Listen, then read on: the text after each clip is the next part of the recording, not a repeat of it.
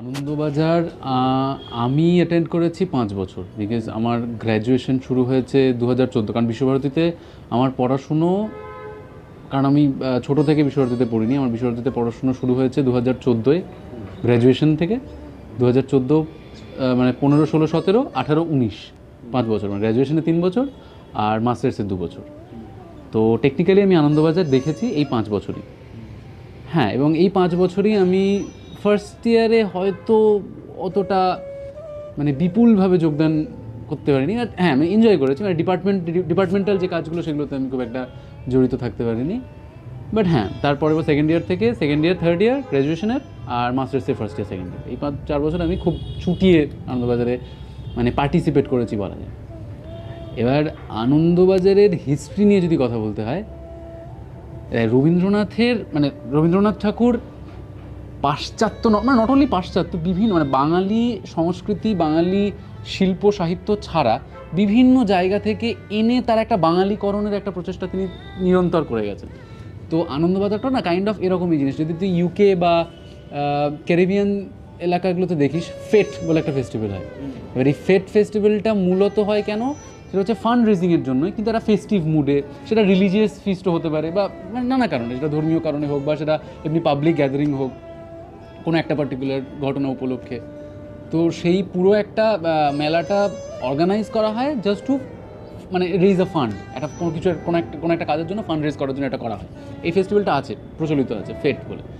এবার হয়তো মানে রবীন্দ্রনাথ কিছু কিছু জায়গায় লিখেছেন এটা, যে কিছুটা ওই জিনিসটাকে মানে ওই ফেট ফেস্টিভ্যালের অনুকরণে উনি আনন্দবাজারটাকে তৈরি করেছেন। এবং এটা কিন্তু আনন্দ মেলা নয়, তার জন্য ওটা আনন্দ বাজার বলা হয়। এবং উনি নিজেই বলেছেন যে এটা একটা বিলাসিতার মেলা। হ্যাঁ, মানে যেখানে 8 টাকার জিনিস 68 টাকায় বিক্রি করা হবে আর কি। তো এবং সেটাই করা হয়। আনন্দবাজারের মূল মোটোটাই এটা, যে বিশ্বভারতী যত মানে যারা স্টুডেন্টস আছে তারা, সেটা বিভিন্ন ডিপার্টমেন্টের, ওই আমাদের গৌড় প্রাঙ্গণে হয়। আচ্ছা, তার আগে হিস্ট্রি, মানে এটা শুরু হয়েছে, প্রথম আনন্দবাজার শুরু হয়েছে 1915 সাল। 1915 সালের 15ই এপ্রিল, তখন বাংলা নববর্ষ। বাংলা নববর্ষের দিন প্রথম হয়, আনন্দবাজারটা হয়। এবার প্রথমে এটা বাংলা নববর্ষের দিনই হতো, তারপরে এটা চেঞ্জ করে পৌষ মেলার আগের দিনও করা হয়েছে। ফাইনালি এটা অনেকগুলো জেনারেশন পরে এটাকে মানে এটা একটা সুটেবল সময় ধরা হয়, যে ওই শারদোৎসবের প্রাককালে। মানে সেটাও হয়তো রবীন্দ্রনাথ বেঁচে না থাকা অবস্থাতে না হলেও রথীন্দ্রনাথ যখন, ওনার ছেলে যখন বেঁচেছিলেন, তখন এটা জিনিসটা চেঞ্জ হয়ে যায়। কারণ হচ্ছে ওই তখন ওই দুর্গাপুজোর আগে যখন দুর্গাপুজোর ছুটিটা পড়ে, তখন সমস্ত ছেলেরা এই একদিনের একটা ফেস্টিভ্যাল করে। কারণ তার আগে তারপর থেকে যখন ওই শারদোৎসব শুরু হলো, শারদোৎসব যেটা হয় সেটা হচ্ছে যে বিশ্বভারতীর বিভিন্ন ডিপার্টমেন্ট মিলে, সেটা শিক্ষা ভবন, পাঠভবন, তাদের দুটো করেন, টোটাল 4টে নাটক হয়। তাছাড়াও পাঠভবন শিক্ষাসত্র আছে, শিক্ষা ভবন, কলা ভবন, বিদ্যা ভবন, সমস্ত ডিপার্টমেন্ট একটা করে নাটক করে। টানা 10 দিনের সেই ফেস্টিভ্যালটা চলে শারদোৎসবে। তো নাট্যঘরে 10 দিনের নাটক চলার পর একদিন এই আনন্দবাজারটা অনুষ্ঠিত হয়। তারপরের দিনটা ওই সমস্ত কিছু মেলার যা কিছু গোটানোর ব্যাপারটা থাকে, ফাইনালি তারপর দিন থেকে ছুটি পড়ে যায়। মানে পুজোর যে ছুটিটা পড়ে, এটা তখন তো 1 মাসের প্রায় একটা বড় স্প্যান ছিল। লোক কালী পুজো, কালী পুজোর পরে ওটা খুলতো। 1 মাস না হলেও 15-20 দিনের তো একটা বড় টাইম স্প্যান ছিল।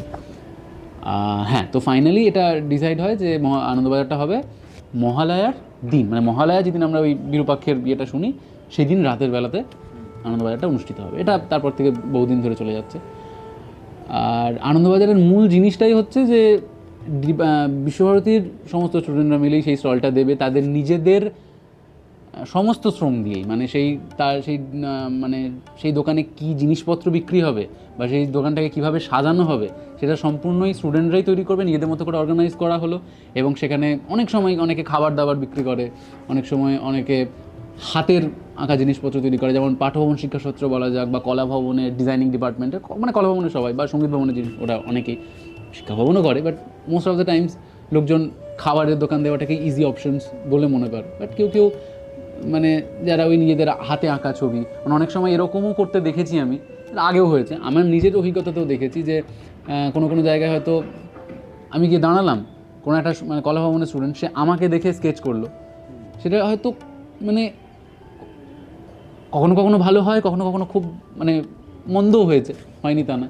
কিন্তু সেটাকে 100 টাকা ধরা যাক 20 টাকা হয়তো জিনিসটা 50 টাকা দাম হবে, সেটারও হয়তো 100 টাকা 200 টাকা চাইলো, এবং এটা দেওয়া হয়। মানে রবীন্দ্রনাথই একবার 4 আনার একটা জিনিস 1 টাকা দিয়ে কিনেছিলেন।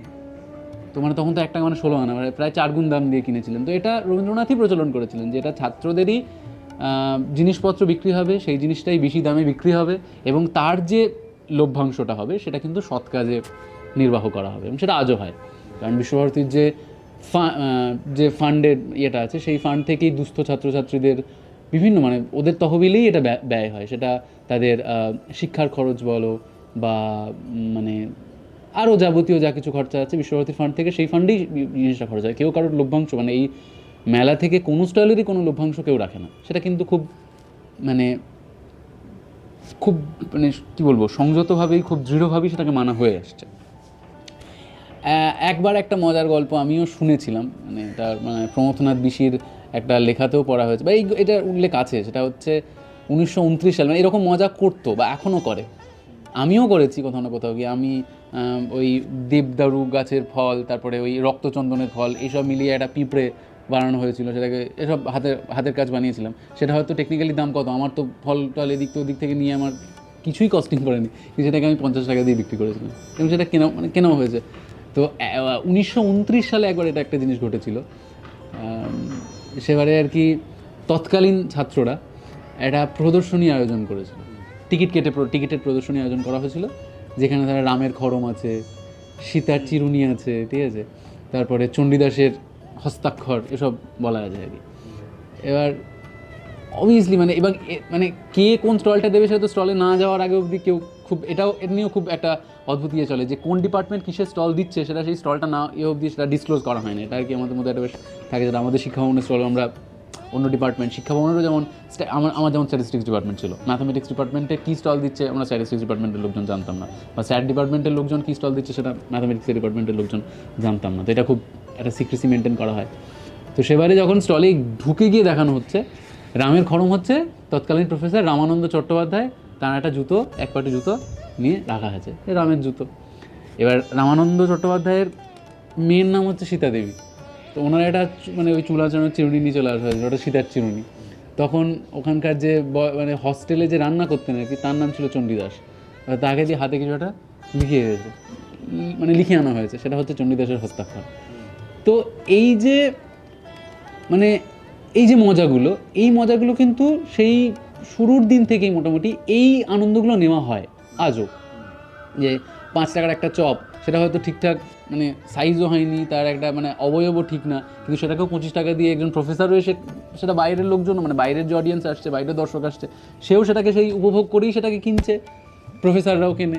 এবং আমাদের ওই মানে জোর করে এই প্রফেসরকে মানে সত্যিই মানে এরকম প্রফেসরকে আমি শুনেছি যে একবার আনন্দবেলায় গিয়ে সে 2000-3000 টাকা র্যান্ডাম এইভাবে উড়ে চলে গেছে, মানে ফুটে গেছে। মানে তার অত কী কিনেছে, একটা হাতে আঁকা ছবি, কিছু হয়তো ওই হাতের কাজের জিনিসপত্র, খাওয়া দাওয়া হয়েছে, সেও সেই মালপোয়া হয়তো বাড়ি থেকে তার একটা মানে আমি এটাও শুনেছি যে ম্যাথামেটিক্স ডিপার্টমেন্টের একটা ছেলে, সে বাড়ি থেকেই মালপোয়া বানিয়ে এনেছে, সেটাকে 50 টাকা পিস বলে বিক্রি করেছে। তো এসব হয়েছে এবং এটাই হয়। এবার আমাদের প্রস্তুতি যদি বলি, মানে আমরাও এটা নিয়ে খুব এক্সাইটেড থাকতাম, কারণ আমাদেরকে দেওয়া হচ্ছে এখন যেটা আমাদের 2014-15 থেকে যেটা দেওয়া হতো, সেটা হচ্ছে ওই লোহার গ্রিল হয় না, ওই লোহার গ্রিলটা জাস্ট দিয়ে দেওয়া হয়, আর ওই খড়িমাটি দিয়ে ওই জায়গা মানে প্লট, যেরকম প্লট মানে মেলাটা যখন ওই আগের দিনে আর কি। এবার প্রত্যেকটা ডিপার্টমেন্ট থেকে কর্মী, মূলত এটা অর্গানাইজ করে হচ্ছে বিশ্বভারতীর কর্মীমণ্ডলী। এবার ওদের কাছে আমাদের একটা অ্যাপ্লিকেশন দিতে হয় যে আমরা স্টল দিতে চাইছি, ব্যাস ওইটুকুই, আর কিছু নেই। এবার ওই কর্মীমণ্ডলীকে যখন ওই মেলার আগের দিনে আর কি পুরো প্লটটা মানে ওই খড়িমাটি দিয়ে জাস্ট প্লট ভাগ করা থাকে, তারপর সেখানে একটা বেশ কম্পিটিশন চলে যে কোন ডিপার্টমেন্টের ছেলেপিলে আগে গিয়ে সে জায়গাটা অধিকার করতে পারবে। তো মহালয়ার মানে যেদিন ভোরবেলায় আমরা মহালয়াটা শুনবো, তার আগের রাতে আমরা যেতাম, মানে আমিও গেছি হস্টেল থেকে, মানে আমি যখন হস্টেলে যখন থাকার সময় আর কি, ওখান থেকে গিয়ে সারা রাত মোটামুটি ওই প্লট মানে রাখতে হবে আর কি, আমরা আগলাচ্ছি এই সমস্ত জিনিসপত্র। বিভিন্ন ডিপার্টমেন্ট থেকে ওই আর কি রিপ্রেজেন্টেটিভসরা গিয়ে, যারা হস্টেলে থাকে তারাই মূলত এই কাজে যায়, কারণ বাড়ি থেকে তো সবসময় যাওয়া সম্ভব হয় না। ওই হস্টেলে যারা থাকে তারা ছেলেরাই মূলত যায়, কারণ মেয়েদেরও একটা মানে ওই টাইম লিমিট থাকে, যদিও ওই শারদোৎসবের সময় সেই টাইম লিমিটটা বাড়ানো হয়। নর্মালি যেমন মেয়েদের হস্টেলের টাইম লিমিট ওই 8:30 মতো থাকে, সেটা বোধহয় 9:30 10টা করা হয়, বাট তবুও। কারণ আমার মনে আছে আমি গ্র্যাজুয়েশনের 3rd ইয়ারে করেছিলাম আর মাস্টার্সে 1st ইয়ার, ওই 2 বছর ছিলাম। আমরা প্রায় মোটামুটি রাত 1:30-2টোর সময় আমরা হস্টেল থেকে বেরিয়েছি। রাতে ওখানে জায়গা দখলের জন্য আমরা ওখানে সারা রাত মোটামুটি ওখানে আছি, গল্প করেছি।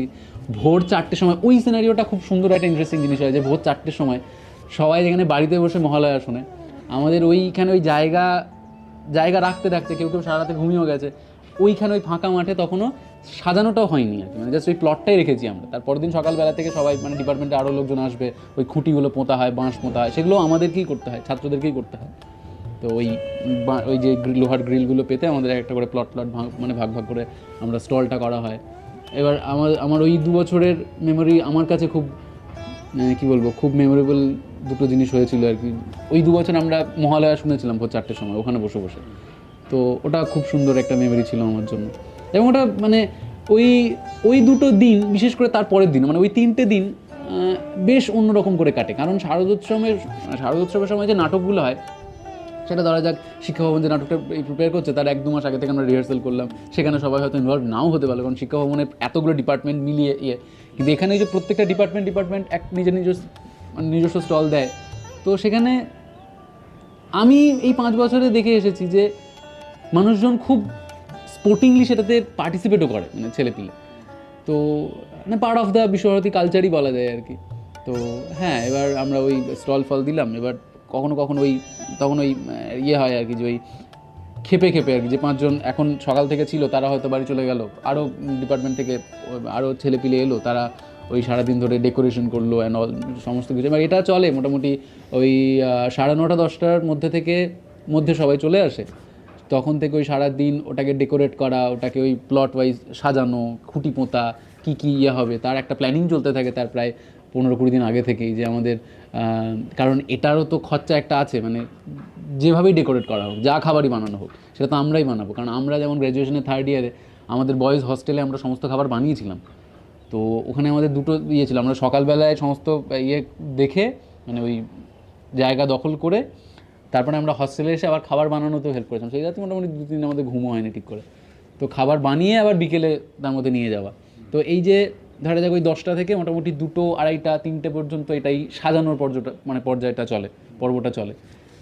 এবার সমস্ত কিছু সাজানো হয়ে যাওয়ার পরে মেলা মোটামুটি শুরু হয়ে যায় ওই 4টে 4:30 ওরকম সময় থেকেই মেলা শুরু হয়ে যায়। এটা চলে ওই 7:30 8টা ম্যাক্স 8:30 অবধি, ওই 3-4 ঘন্টার মেলা, তার মধ্যেই সমস্ত কিছু। এবার আরও একটা জিনিস হয় যেটা ওই মানে যাদের আগে বিক্রিটা শেষ হবে আর কি, ওটাও একটা অ্যাচিভমেন্ট। তো ওই গৌড় প্রাঙ্গণের ওখানে আমাদের ঢাকি আসে, তো ঢাকিকে অ্যানাউন্স করতে হয় যে আমরা আগে আমাদের বিক্রিটাকে শেষ করতে পেরেছি। তো তার জন্য তারা একটা প্রাইজ আছে, মানে তারা ঢাক বাজিয়ে সমস্ত কিছু করে হয়। তো হ্যাঁ, মানে ওই সময়টা যে শরৎকাল আসছে, পুজো আসছে, তার একটা থ্রিল, তার মধ্যে সকালবেলায় মহালয়া শুনেছি, তার একটা থ্রিল, তার মধ্যে এই যে নিজে এত কিছু করেছি, এটা বললাম তো, রবীন্দ্রনাথের এটা যদি ফিলোসফিক্যালি কথা বলা যায়, এটা ওই মানুষকে স্বাবলম্বী করা, একটা সৎ কাজে আমরা বিনিয়োগ করব, কিন্তু একটা আনন্দের দ্বারা, যে যাতে করে মানুষ নিজেকে ইউজফুলও মনে করে যে হ্যাঁ আমি কিছু করলাম। তো এই যোগদানটা এটা খুব ইম্পর্টেন্ট, যেটা বললাম তো ওই আজও হয়, যে যার লভ্যাংশটা সেটা হয়, সেখানে কিন্তু কখনো কোনো ডিপার্টমেন্টকে আমি দেখিনি সেই বিষয়ে কোনো কার্পণ্য করতে। তো তারা শুধু ওই অনাবিল আনন্দটাই মানে ওই উপভোগ করতে চায় আর কি। এবার এই 8:30 9টা অবধি চলে।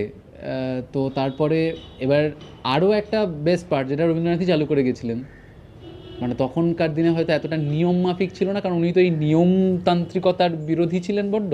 এখন সেটা কিছুটা নিয়মের পর্যায়ে গেছে, কিন্তু সেটা মানে কারোর জন্য অস্বস্তিকর হয় বলে মনে হয় না। পরের দিন সকালে এই যে মেলা হয়ে যাওয়ার ফলে যে যা কিছু আবর্জনা সমস্ত কিছু থাকে আর কি, পরের দিন সকালে আমাদের ডিউটি হচ্ছে প্রত্যেকটা ডিপার্টমেন্ট থেকে এটা যাওয়া হয়। এবার সেটা হয়তো সমস্ত ডিপার্টমেন্টে যেটা মানে একটা ডিপার্টমেন্টের সবাই যেরকম মেলার সময় এসেছিলো হয়তো সেটা আসে না, কিন্তু যারা রিপ্রেজেন্টেটিভ, যারা সেই ডিপার্টমেন্ট থেকে অর্গানাইজ করছে, তাদেরকে আসতেই হবে। এই যে সমস্ত যে যা কিছু নোংরা, সেটাও একটা বেশ উৎসবের মতো করে পালন করা হয়, যে পরের দিন সকালে এসে প্রত্যেকটা ডিপার্টমেন্ট থেকে সেই নোংরাগুলোকে পরিষ্কার করে আবার গৌড় প্রাঙ্গণকে যে মানে যে পরিষ্কার যেটা ছিল সেই জায়গাতে আমাকে ফিরিয়ে দেওয়াটাও আমাদের দায়িত্বের মধ্যে পড়ে। তো এই লোহাগুলো যা কিছু আমরা ইয়ে করেছিলাম, খুঁটি যা কিছু পুঁতেছিলাম, সমস্ত কিছু আবার আগের পর্যায়ে নিয়ে গিয়ে মানে একদম শুরু থেকে শেষ অবধি ছাত্রদেরকেই করতে হয় সমস্ত কিছু। এখানে কেউ কোনো রকম সাহায্যও করে না। প্রফেসররা হয়তো আর্থিক সাহায্য করেন, কিন্তু আমি খুব কম ডিপার্টমেন্টে দেখেছি যে প্রফেসররা কোনো রকম সাহায্য করেছে, এবং উইচ ইজ গুড, মানে যেটা খুব হই হই করেই পুরো উৎসবটা পালন করা হয়। তো এইটুকুই, আর তো না। তারপর তো ওই সকাল থেকে সমস্ত কিছু ইয়ে করে তারপর ছুটি পড়ে যায়। আগে যেটা এখনও হয় যে হসপিটালে ছুটি পড়ে যায়, তারপর এবার এখন ছুটিটা তো কিছুটা চেঞ্জ হয়ে গেছে নানা কারণে। এটাই মূলত আনন্দবাজারের ইতিহাস বা আমার কী বলবো অভিজ্ঞতা।